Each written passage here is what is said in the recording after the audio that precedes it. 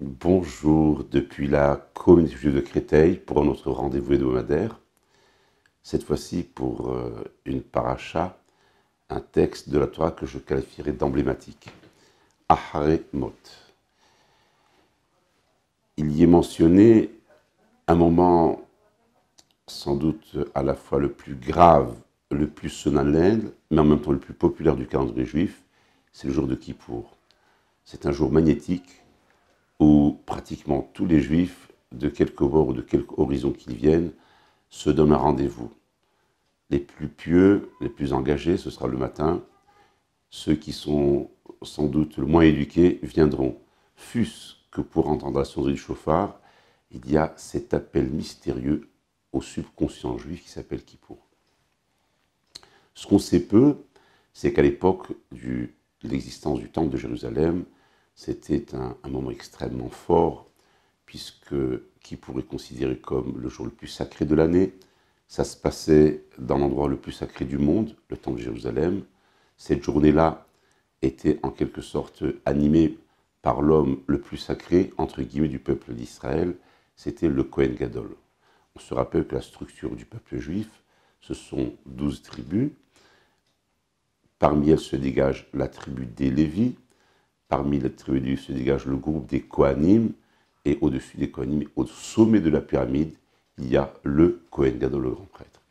Et en fait, le jour de Kippour était un long déroulement qui voyait se succéder différentes phases, entre autres différents sacrifices.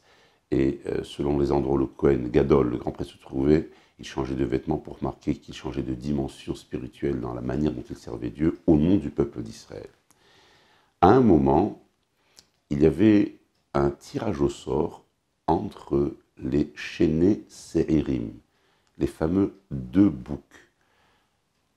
Ce qui est intéressant de savoir, dit la Mishnah, le texte dans le traité talmudique de Yoma, consacré justement au jour de Kippour, c'est que parmi les sacrifices de Kippour, donc il y avait ces deux boucs, il fallait, dit le texte du Talmud, qu'ils soient absolument identiques en taille, en forme, en aspect.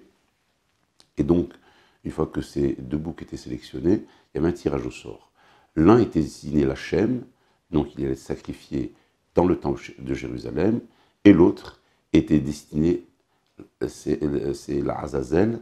Azazel était un endroit qui était en dehors du temple de Jérusalem, une sorte de petite colline du haut de laquelle cet animal était projeté, et il mourait ainsi. Ce qui est étonnant, c'est que la tradition, la Torah, exige pour cette phase particulière du jour de Kippour dans les sacrifices que ces deux animaux soient parfaitement semblables, parfaitement identiques, alors qu'ils connaissent deux sorts diamétralement opposés. L'un est destiné dans le monde de la sainteté, dans le monde du sacré, il va être sacrifié dans le temple de Jérusalem pour expier les fautes du peuple d'Israël, et l'autre, et il va dans une sorte de lieu des ténèbres, de lieu sombre, de lieu de désolation, en ayant une sorte de destin inversement proportionnel à celui du Seir Lachem, de ce bouc destiné au temple de Jérusalem. Que peut signifier pour nous ce tragique destin pour l'un, ce grand destin pour l'autre? Quel enseignement peut-on en tirer pour nous en tant qu'individus dans notre approche spécifique du jour de Kippour? Beaucoup de nos maîtres soulignent l'idée suivante. En fait, les deux boucs ne représentent qu'une seule et même personne, c'est nous, l'être humain. L'être humain est cette rencontre de paradoxes, cette rencontre d'ambiguïté, où se loge au plus profond de notre être ce que la tradition va appeler le Yetzeratov, la notion du bien, la notion du généreux, la notion du philanthropique, la notion de tout ce qui est bon, le côté lumineux de notre personnalité, et puis de l'autre côté, ce qu'on appellera le Yetzerara, le penchant du mal, toutes ces zones obscures, indéfinies, toutes ces tentations du mal, toutes ces tentations des passions. Et bien, ces deux dimensions lumineuses et obscures cohabitent à l'intérieur d'un même et seul individu. Ces deux ressorts psychologiques spirituels sont les deux axes qui, en fait, conduisent notre personnalité. Car finalement, qu'est-ce que c'est que l'existence d'un individu, et en particulier d'un juif soumis à tellement d'exigences éthiques et morales tout au long d'une journée, c'est le savoir mettre en valeur dans des choix de vie le côté positif, hautement exigeant mais éthique de la vie, ou alors un temps de faiblesse, et qui n'en a pas. Un temps peut-être de démission face au poids des responsabilités, face aux exigences de la vie. C'est ce moment où on se laisse aller, on n'est plus maître de soi-même, mais on est l'objet de ses passions et l'objet de ce qui peut être le vice humain, de ce qui peut être toutes les faiblesses humaines.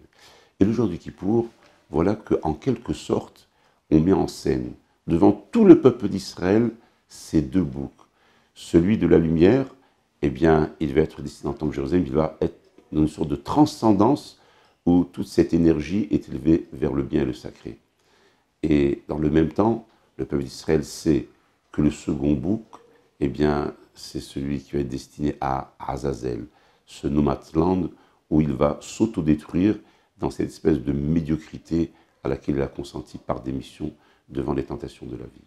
Et finalement, c'est cela, le combat de notre existence en tant qu'homme, en tant que femme, en tant qu'être humain, où nous évoluons dans une société où nous avons des devoirs à l'égard de nos épouses, de nos enfants, de nos familles, de nos amis, de nos collègues de bureau, tout ce qui tisse la relation humaine, eh bien, c'est cet espace dans lequel notre personnalité s'exprime, cet espace dans lequel notre personnalité s'exprime, bien sûr, à l'aune des mitzvot, des commandements qui émaillent chaque minute de la vie d'un juif.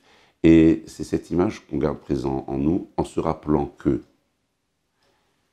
faire émerger les zones de lumière ou se laisser engloutir dans les zones d'ombre, cela ne dépend que d'une personne, que de nous-mêmes.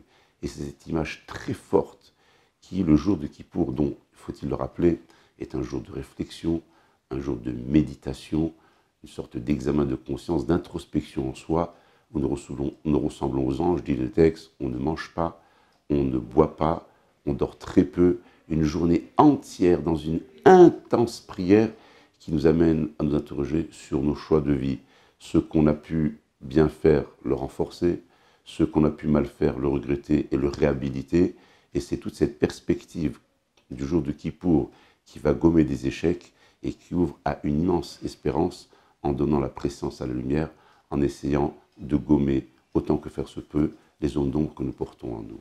Voilà peut-être ce petit message de cette double image, de ces boucs identiques qui portent en eux à la fois l'espoir de grandir et le risque de se détériorer.